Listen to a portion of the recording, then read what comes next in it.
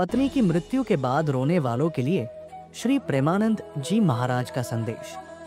सद्गुरु प्रेमानंद गोविंद शरण जी महाराज से पूछा गया कि गुरुदेव, मेरी पत्नी के निधन के बाद मैं मानसिक रूप से बहुत विचलित हो गया हूं। रात दिन उनकी याद में रोता रहता हूं। महाराज जी, कृपया मुझे संबल प्रदान करें। इस संबंध में सद्गुरु प्रेमानंद गोविंद शरण जी महाराज ने बताया, मैं आपको और आपके प्रेम को प्रणाम करता हूं, लेकिन वही प्रेम यदि आत्मा से जुड़ जाए तो जीवन सच में धन्य हो जाए। हम अक्सर सिर्फ शरीर से प्रेम करते हैं, उस रूप से जो सामने दिखाई देता है, लेकिन शरीर के भीतर जो तत्व है, जो आत्मा है, जब वो अंतर्ध्यान हो जाती है तो हम उस शरीर को जला देते हैं जिसे हम प्रेम करते थे। इसका कारण यही है कि हमने आत्मा को पहचाना ही नहीं। अब भी जो याद आती है वो उस शरीर की है, न कि उस दिव्य तत्व की जो उसमें वास करता था। सोचो, जिस शरीर से तुम प्रेम करते थे उसमें जो परमात्मा विराजमान थे, क्या तुमने उन्हें पहचाना? नहीं, तुम्हारा परिचय तो केवल उस ढांचे से था जिसे तुमने पत्नी माना। लेकिन वो ढांचा, वो शरीर तो अस्थाई था, कुछ समय के लिए आया था, 20 साल, 50 साल या 100 साल। जब समय पूरा हुआ तो वो चला गया। तुम्हारा मिलन उस शरीर से कुछ वर्षों का ही था, लेकिन अफसोस, तुमने उसके भीतर बसे आत्म तत्व को नहीं जाना। जब वही तत्व अंतर्ध्यान हो गया तो उसी शरीर को तुमने अग्नि दे दी और अब उसी शरीर की स्मृति में दुखी हो रहे हो। इसलिए मैं कहता हूं, अब अपने भीतर झांको। जिसे खो देने का दुख तुम्हें तड़पा रहा है वो कोई और नहीं, स्वयं परमात्मा ही था। तुम उन्हें जान नहीं पाए। वो कोई और नहीं, स्वयं भगवान थे। हम अक्सर शरीर से प्रेम करते हैं, लेकिन जब उस शरीर से भगवान, वो चेतन तत्व निकल जाता है तो कहते हैं अब वो नहीं रहे। पर सोचो, तुमने वास्तव में प्रेम किससे किया था जिसे तुम नहीं रहा कह रहे हो? क्या तुमने कभी उसे जाना था?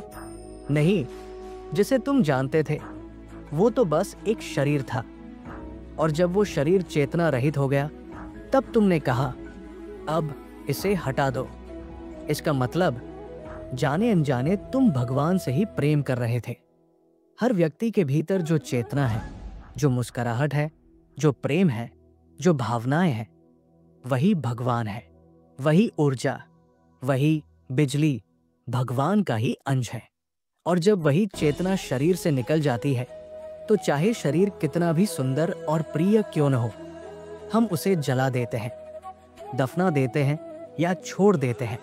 उसका कोई मूल्य नहीं रह जाता, क्योंकि उसमें भगवान नहीं रहे। इसलिए समझो, जिसके लिए तुम रो रहे हो वो केवल शरीर था। तुम परमात्मा के लिए नहीं रो रहे, क्योंकि अगर तुम वास्तव में परमात्मा से प्रेम करते तो तुम्हारा शोक आनंद में बदल जाता। अगर वैसा प्रेम भगवान से हो जाए तो जीवन सफल हो जाए। तुम महात्मा बन जाओ। मुझे लगता है कि तुम्हारी दिशा थोड़ी भटक गई है, उसे ठीक कर लो तो तुम्हारा हृदय आनंद से भर जाएगा। और सोचो, अगर वो वास्तव में तुम्हारी होती तो तुम्हें छोड़कर जाती ही क्यों? इसका मतलब है कि वो शरीर नहीं थी, वो स्वयं परमात्मा थे, और वो आज भी है। अगर तुम रोते हुए उन्हें पुकारो, भगवान के रूप में नहीं, पत्नी के रूप में आओ, तो वो उस रूप में भी प्रकट हो सकते हैं, भावों में, सपनों में, अनुभूतियों में। क्योंकि वही चेतना है, वही बिजली जो चाहे तो किसी भी रूप को धारण कर सकती है। लेकिन याद रखना, वो रूप भी स्थायी नहीं होगा। फिर सोचो, जब केवल उनके एक अंश से ही तुम इतने प्रेम में डूब गए, तो जब भगवान स्वयं तुम्हारे भीतर प्रकट होंगे तब तुम्हारा अस्तित्व ही प्रेम में विलीन हो जाएगा। मुझे लगता है बस थोड़ा दृष्टिकोण बदलने की जरूरत है, फिर तुम निहाल हो जाओगे। अगर हम अपने विचारों में थोड़ा सा सुधार कर लें तो हमारा प्रेम भी सार्थक हो सकता है, क्योंकि वास्तव में सबके भीतर जो प्रभु विराजमान है वही सबसे प्यारे हैं।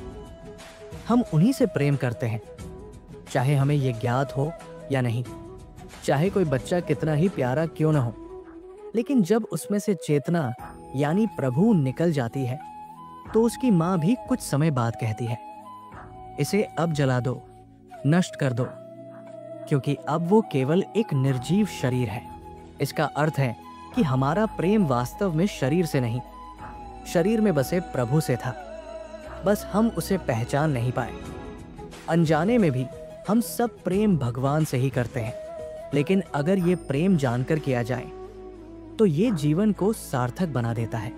कितना सुंदर भाव है, किसी प्रिय की याद में रोना, उसकी स्मृति में तड़पना। यही तो हर साधक जीवन भर मांगता है भगवान से कि प्रभु और कुछ नहीं चाहिए, बस आपकी याद में तड़प सकूं, आपके लिए रो सकूं। अब बस एक काम करो, इस प्रेम को, इस तड़प को प्रभु की ओर मोड़ दो। तुम्हारा हृदय शुद्ध हो जाएगा और तुम तुरंत महात्मा बन जाओगे। लेकिन यदि ये भाव शरीर तक सीमित रह गया तो वही तड़प अंत में तुम्हें बांध देगी। जैसे मृग मृत्यु के समय मृग का ही चिंतन करता है और अगला जन्म मृग का होता है, वैसे ही यदि मृत्यु के समय स्त्री का चिंतन रहा तो अगला जन्म स्त्री का ही होगा। तब तुम स्त्री बनकर फिर किसी पुरुष में प्रेम की खोज करोगे और ये चक्र चलता रहेगा। फिर वही भ्रम, वही मोह और वही बंधन। इसलिए अभी दिशा को थोड़ा मोड़ लो और प्रेम को आत्मा की ओर, परमात्मा की ओर बहा दो। जीवन मुक्त हो जाएगा। इसका एक अद्भुत उदाहरण श्रीमद् भागवत में पुरंजन उपाख्यान के रूप में मिलता है। पुरंजन ने एक अत्यंत सुंदर स्त्री को देखा। वो स्त्री एक सुंदर राजमहल में 9 द्वारों वाले नगर, मानव शरीर का प्रतीक, में रहती थी। उसके रूप और वातावरण से मोहित होकर पुरंजन उस पर आसक्त हो गया। वो प्रेम में इतना डूब गया कि मृत्यु के समय उसी स्त्री का चिंतन करता रहा। परिणाम स्वरूप अगले जन्म में वो स्वयं स्त्री बन गया। मगध देश के राजा की रानी। एक दिन युद्ध में उसका पति राजा मारा गया। तब वो रानी अपने गहने तोड़कर, चूड़ियां फोड़कर विलाप करने लगी। उसी समय भगवान प्रकट हुए उसे ज्ञान देने के लिए। भगवान ने कहा, तू मुझे पहचानता नहीं, मैं तेरा पुराना सखा हूं, अभिज्ञ सखा। तू न तो स्त्री है न पुरुष। पिछले जन्म में तू पुरंजन था, एक स्त्री के मोह में फंसा, अब रानी बना और अब फिर एक पुरुष के मोह में रो रहा है। ये चक्र कब तक चलेगा? समझो कि तुम मेरे अंश हो। तुम्हारा सच्चा स्वरूप आत्मा है और तुम्हारा कर्तव्य मेरा भजन करना है। उन दिव्य वचनों से पुरंजन को वैराग्य हुआ और वो आत्मस्मरण में लग गया। यही सतर्कता यदि हम आज ही रख लें तो जीवन सार्थक हो सकता है। ऐसा ही एक और अनुभव हमने देखा। एक वृद्ध व्यक्ति थे जिनकी पत्नी का देहांत हो चुका था। वो रोज अपनी पत्नी की तस्वीर को सीने से लगाकर रोते थे। जैसे लोग भगवान की मूर्ति या छवि को पूजते हैं, वैसे ही वो अपनी पत्नी की छवि को पूजते थे। हम उस समय ब्रह्मचर्य आश्रम में थे। उन्होंने हमसे कहा, मुझे भगवान पर अब कोई श्रद्धा नहीं रही। भगवान ने मेरी पत्नी को मुझसे छीन लिया। उस क्षण एक बात ने हमें गहराई से छुआ कि अगर इतनी तीव्र आसक्ति, इतनी भावनात्मक तड़प हम भगवान के प्रति रख लें तो जीवन मोक्ष के द्वार पर खड़ा हो सकता है। जैसे उस वृद्ध की आंखों में आंसू पत्नी के लिए आते थे, वैसे ही अगर हृदय से निकले, मेरे प्रीतम, मेरे प्यारे प्रभु, तो बस यही प्रेम, यही भक्ति जीवन को कृतार्थ कर देती है। लेकिन दुर्भाग्य से मन देह में फंस जाता है, शरीर, रूप और रिश्तों में, और फिर वही मोह हमें बार बार जन्म मरण के बंधन में डालता है। तो हे साधक, अभी से चेतो, अपनी प्रेम शक्ति को देह से हटाकर परमात्मा की ओर मोड़ दो। वही सच्चा प्रियतम है और वही तुम्हारा शाश्वत साथी। एक समय की बात है, एक महान संत हुए धनुर्दास जी। प्रारंभिक जीवन में वे अपनी पत्नी से अत्यंत प्रेम करते थे, इतने अधिक कि एक क्षण भी उनसे अलग नहीं रह सकते थे। यहाँ तक कि जब पत्नी बाजार जाती तो वे उसके साथ साथ छाता लेकर चलते ताकि धूप भी उस पर न पड़े। लोग उन्हें देखकर हंसते, मजाक उड़ाते। आचार्य श्री रामानंद स्वामी के कुछ शिष्य वहां पहुंचे और उन्होंने ये विचित्र दृश्य देखा। एक व्यक्ति जो पत्नी के पीछे पीछे उल्टा चल रहा था, छाता लेकर एकटक उसी को देखता हुआ। लौटकर उन्होंने आचार्य से कहा, हमने आज तक ऐसा पत्नी प्रेमी नहीं देखा। आचार्य ने मुस्कुराकर कहा, वाह, ऐसा प्रेमी तो दुर्लभ है। मैं उससे मिलना चाहता हूं। जिस प्रेम में व्यक्ति स्वयं को पूरी तरह भूल जाए, वो प्रेम चाहे किसी में भी हो, प्रभु तक पहुंच सकता है। अब केवल दिशा बदलनी है। आचार्य धनुर्दास जी से मिलने गए।